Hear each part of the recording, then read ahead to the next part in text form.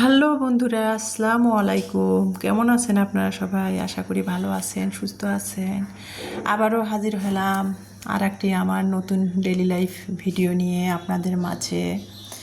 তো এই যে দেখতে পাচ্ছেন, সকালবেলা কিন্তু আজকে রোজ সোমবার সকালবেলা তো ইমানি কোচিংয়ে গেছে 7টার দিকে।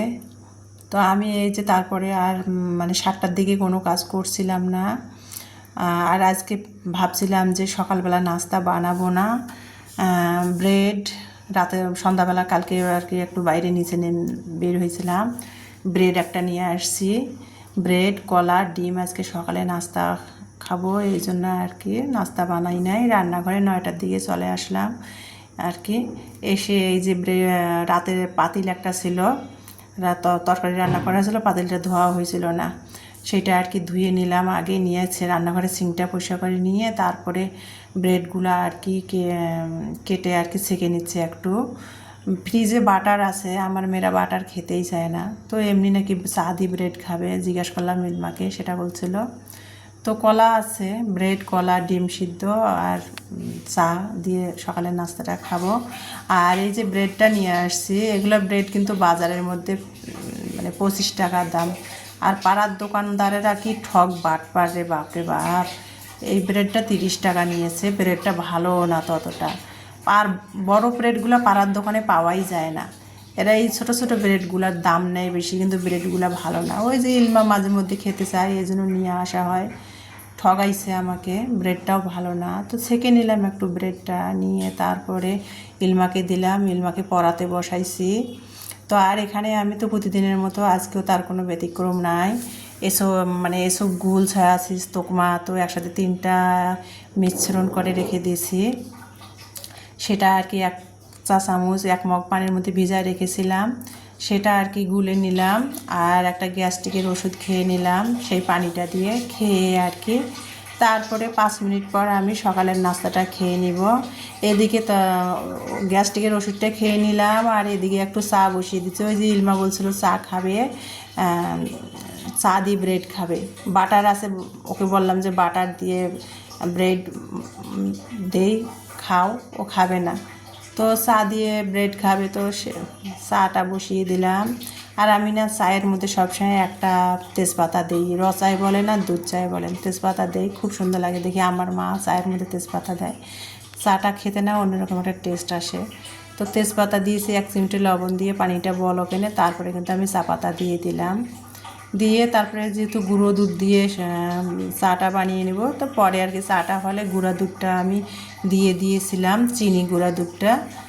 তো যাই হোক, এই যে দেখতে পাচ্ছেন এখন কিন্তু আমি এখানে ডিম সিদ্ধ, ইলমা নাকি সস দিয়ে ডিম খাবে না, ও এমনিতেই খাবে, তো ওরটা ছিলে রেখে দিলাম, আমারটা আমি নিয়ে নিলাম। ইমানি তো এখনও আসে নাই কোচিং থেকে, 9:30 বাজে সকালের নাস্তা খাচ্ছি।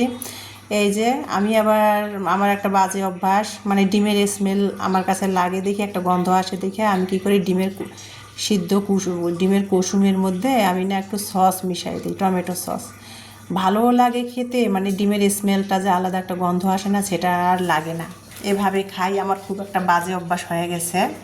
তাছাড়া যে ডিম খেতে পারি না, আমি নিজেই খেতে পারি না, আর আমার মেয়েদেরা দোষারোপ করে মেয়েরা ডিম খায় না, কলা খায় না, আমি তো নিজেই খেতে পারি না। তো সস দিয়ে মেখে খাইলাম ডিম সিদ্ধটা, খেয়ে কিন্তু এই যে চা বানিয়ে নিলাম গুঁড়ো দুধ দিয়ে আর কি, নিয়ে সে পাউরুটি ভিজে ভিজে খাচ্ছি, সাথে কলা। আর কলাটা এখন খাবো না, এই জন্য ডিম খেয়ে সাথে সাথে কলা খেতে হয় না, কমপক্ষে 1 ঘন্টা 1.5 ঘন্টা পর খেতে হয়, না হলে হাড়ের সমস্যা হয়। তো কলাটা দিলাম, মিলমাকে বললাম কলা খেলে ডিম আগে খেও না, আর ডিম যদি খাও কলা খেও না, আধা ঘন্টা 1 ঘন্টা পর খেও। তো সকালে ব্রেডটা নাস্তা করে তারপরে রোদ উঠছে, আজকে সকাল থেকেই রোদ, কিন্তু একদিন বৃষ্টি হয় একদিন রোদ ওঠে, আর পাই না রোদ, বাপরে বাপ কী ছাদে আসছি। ইলমার জুতাটা বৃহস্পতিবারে না সরি শুক্রবারে ধুয়েছিলাম, তো রোদ হচ্ছিল নাকি, জুতাটা শুকাচ্ছিল না, ওর স্কুলের কেটসটা। তো সেটা আজকে রোদ উঠছে, ছাদে জুতাটা নেড়ে দিতে আসলাম, যে ভারী জুতা না শুকালে গন্ধ হবে, পচে যাবে লেদারটা। তো ছাদে দিয়ে রোদে দিতে আসছে, হাই রে হাই, কি পাই না রোদ গায়ে লাগতেছে। আর 11টা 11:30 বাজে আনুমানিক, খালার তো 12টার মধ্যে রান্না কমপ্লিট হয়ে যায়। খালার রান্না শেষ হয়ে গেছে, ছাদে উঠছি তো তাই খালার রান্নাঘরে ঢুকছি। খালা মনে হয় 3 তলায় নেমে গেছে, 5 তলায় যেহেতু রান্নাঘর। দেখতেছি খালা অনেকগুলো আদা ছুলছে, 1 কেজির উপরে হবে আদা ছিলে নিছে। তারপরে ধনিয়া জিরা ভেজে ধুয়ে পানি ঝরে কিন্তু ভেজে নিয়ে তারপরে আবার রোদে শুকাতে দিয়েছে, ব্লেন্ড করবে তো। আর ব্লেন্ডার করলে তো মশমশা হলে ধনিয়া জিরার ফাঁকিটা ভালো হয়, সেটা রোদে শুকাতে দিয়েছে। আর রসুন কি করছে খালা, রসুন না মাঝখান দিয়ে কেটে কেটে মানে মাঝখান দিয়ে ফাল্টি করে রসুনগুলা রোদের মধ্যে শুকাতে দিয়েছে। জিজ্ঞাসা করলাম কী করবে, খালা বলছে যে রোদে একটু শুকালে রসুনটা ডলা দিয়ে খোসাগুলো ঝেড়ে ফেলে দিয়ে তারপরে ব্লেন্ড করবে। 2 কেজির মতো রসুন সেরকম করে আর কি কোয়াগুলো খুলে রোদে দিয়েছে, একটা ডলা দিয়ে ঝেড়ে তারপরে ব্লেন্ড করবে। তো সেটা আর কি ছাদে গিয়েছিলাম। আর রান্না শেষ, চুলার মধ্যে আর কি খালা ভাজি বসাই দিয়েছে, চাল কুমড়ের ভাজি। মানে খড়ির আগুন তো, মোটা খড়ি দিয়ে রান্না হয়, লো হিটে আর কি। রান্না শেষে সবার শেষে চাল কুমড়ার ভাজিটা দিছে, যে চুলার আছে আর কি ভাজিটা হবে। তো সেটাই ছাদে গেছিলাম, সেটা আর কি ক্যামেরাবন্দি করে নিয়ে আপনাদের সাথে শেয়ার করলাম। আর এত পরিমাণ গরম, গামলার মধ্যে কবিতরের ঘরে পানি দেওয়া হয়েছে, কবিতরগুলো ডুব দিচ্ছিল পানির মধ্যে।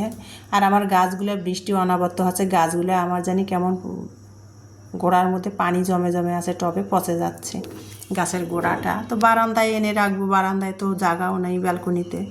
তো যাই হোক, এই যে এখন আমি বাসি ঘরগুলা প্রতিদিনে যা করে তার কোনো ব্যতিক্রম নেই, বাসি রুমগুলো সব ঝাড়ু দিয়ে নিলাম। রান্না করবো, 12টা বেজে গেছে।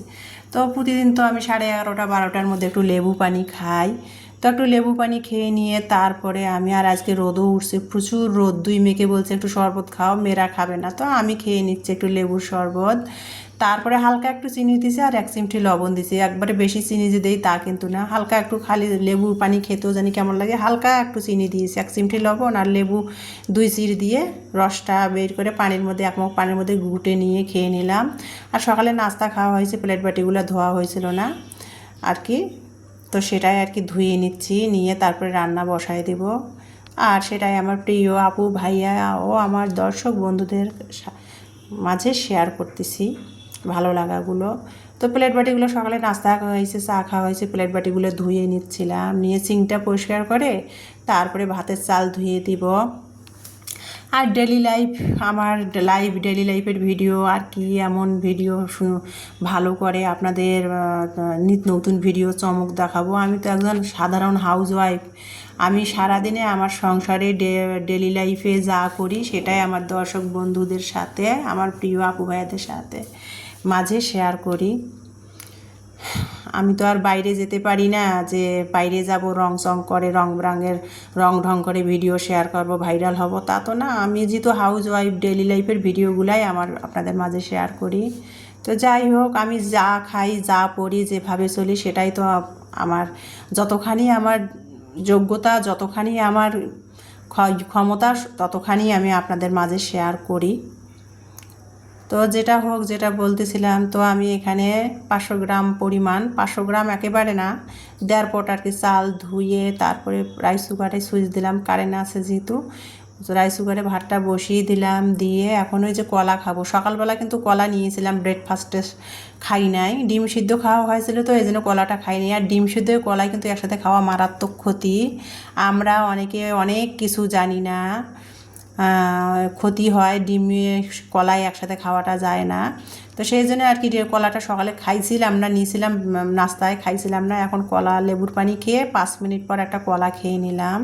12:30 বেজে গেছে, রান্না করব। ফ্রিজে ফ্রোজেন করা কি, বেশ কিছুদিন আগে আমি ডাল রান্না করেছিলাম, মসুরের ডাল, তো অনেকখানি ছিল, তা কিছুটা সিদ্ধ করে আমি ফ্রোজেন করে রেখে দিয়েছিলাম, সিদ্ধ মসুরের ডাল প্রেশার কুকারে। আর সিলিন্ডার গ্যাসে রান্না করলে প্রতিদিন ডাল রান্না করাও সম্ভব না, কারণ ডাল সিদ্ধ করতে কিন্তু খানিকটা গ্যাস নষ্ট হয়। এই জন্য আমি ডাল রান্না করলে একদিন ডাল সিদ্ধ করে কিন্তু আমি বেশ কয়েকদিন করি, ফ্রিজে ফ্রোজেন করে রেখে। তো ডালটা ভাবলাম যে বের করব, করে আগে পানি দিয়ে বরফটা ছেড়ে এই যে ম্যাজিক চুলাতে বাটির মধ্যে করে স্টিলের বাটিতে বসিয়ে দিলাম, যে ডালটার বরফও ছাড়বে, আস্তে আস্তে গরম হয়ে বরফটা গলে যাবে। তো পরিমাণ মতো পানি দিয়ে ডালটা কিন্তু ম্যাজিক চুলাতে আমি বরফ তুলে নিব। আর এখানে আমি আজকে ওই যে গতকালকে যে আমি ব্রয়লার চিকেন রান্না করছিলাম, তো সেখান থেকে 4 টুকরা মাংস, কষা মাংস আমি তুলে রেখে দিয়েছিলাম। মানে মাংস কালকে অনেকগুলো ছিল, তো অতগুলো তো আর খাওয়া যায় না, এই যে দেখেন বুকের যে মাংসগুলা ব্রয়লার চিকেনের সেই মাংসগুলো আর কি আমি রেখে দিয়েছিলাম, নরম মাংসগুলা, কষা মাংস। তো সেটাই আজকে ভাবলাম যে ভর্তা বানিয়ে নেই। প্রতিদিন কিন্তু মানে এক খাবার ভালো লাগে না খেতে, আর ভর্তা ছানা এগুলো তো হলো মুখরোচক খাবার। তো ভাবলাম যে আজকে একটু ভর্তা করব।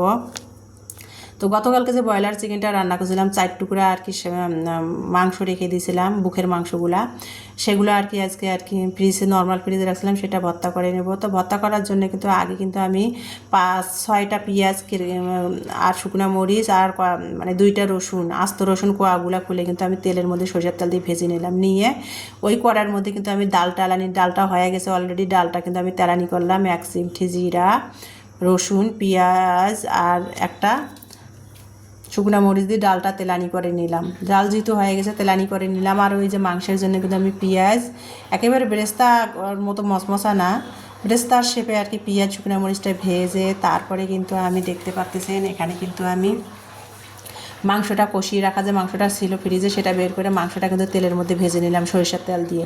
নিয়ে তারপরে তুলে নিয়ে তাও ওই কড়াইয়ের মধ্যে কিন্তু আমি শুটকি ভেজে নিলাম।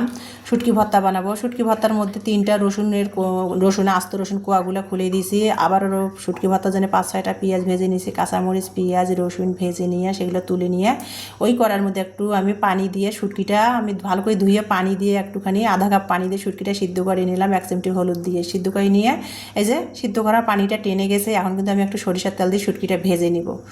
ভেজে নিয়ে শুটকিটা নামাই নিলাম। অপর সাইডে ম্যাজিক চুলাতে আমি আলু সিদ্ধ দিয়েছি। আর আলুগুলা যেহেতু বড় আলু সহজে সিদ্ধ হবে না, এই জন্য আলুগুলা মাঝখান দিয়ে কেটে ফাল্টি ফাল্টি করে দিয়েছি। দেখতে পাচ্ছেন কীভাবে দিয়েছি। তো আলুগুলো টিপে দেখতেছিলাম আলুগুলো সিদ্ধ হয়েছে কিনা। ম্যাজিক চুলাতে আলু সিদ্ধ দিয়েছি। আর শুটকিগুলো আমার সিদ্ধ হয়ে শুটকির পানিগুলা শুকে গেছে। এখন আমি সরিষার তেল দিয়ে শুটকিগুলো ভেজে নিলাম, মশমশা করে শুটকিগুলো ভেজে নিয়েছি কিন্তু। নিয়ে তারপরে এখন ভর্তা করার পালা। আর একটা বেগুন ছিল ফ্রিজে, শুকে যাচ্ছে বেগুন খাওয়া হয় না, তো বেগুনটা আমি ভেজে নিব। বেগুনটার মধ্যে কিন্তু লবণ হলুদ মরিচ মেখে রেখে দিয়ে এখন ভর্তাগুলো বানাচ্ছি। ইমানিকে বলতেছে লেট হয়ে যাচ্ছে, অলরেডি 2টা বেজে গেছে, তুমি এসে বেগুনটা ভাজি করো, আমি সব রেডি করে রাখছি। তো এখন আমি মাংসটা ব্রয়লারের চিকেনটা ভর্তা বানিয়ে নিব। দেখতে পাচ্ছেন কীভাবে ব্রয়লারের চিকেনটা ভর্তা করলাম। শুকনো মরিচ লবণ কষলাই নিয়ে তারপরে ব্রয়লার চিকেনটা আমি বুখার মাংসগুলো যে ভেজে নিয়েছি সেটা কিন্তু আমি হাত দিয়ে ভালো করে কষলাই নিয়ে লবণ দিয়ে শুকনো মরিচটা কষলাই নিয়ে যে বেরেস্তা আকারে যে পেঁয়াজটা ভাজলাম সেটা দিয়ে একসাথে ভর্তাটা করে নিচ্ছি। আর ভর্তার মধ্যে আমি সরিষার তেল দিব না, কারণ পেঁয়াজ মরিচ মাংস সব কিন্তু আমি সরিষার তেল দিয়েই ভেজে নিয়েছি, এই জন্য আর কাঁচা সরিষার তেলটা দিব না। তো ব্রয়লার চিকেনটা ভর্তা বানিয়ে নিলাম। এখন কিন্তু আমি আলু সিদ্ধ হয়ে গেছে, আলুটা ভর্তা বানাবো। এখানে আমি মাটির বাটনাতে আলু ভর্তাটা বানাচ্ছি। শুকনো মরিচ তেলের মধ্যে সরিষার তেলে ভেজে নিয়েছি। এখানে লবণ দিয়ে স্বাদ মতো লবণ দিয়ে এই যে মাটির বাটনাতে আর কি আলু ভর্তাটা বানিয়ে নিলাম। আর ভর্তার মধ্যে আজকে আমি বেরেস্তা দিব। আর আমার মেয়েরা ভর্তার মধ্যে না কাঁচা পেঁয়াজটা খেতেই চায় না, তো ভাবলাম যে ভর্তার মধ্যে শুকনো মরিচ দিয়ে যেহেতু ভর্তাটা করবো তো পেঁয়াজ বেরেস্তা দেবো ভর্তার মধ্যে। আর এভাবে পেঁয়াজ বেরেস্তা শুকনো মরিচ তেলে ভেজে ভর্তাটা বানালে না সহজে ভর্তা নষ্ট হয় না।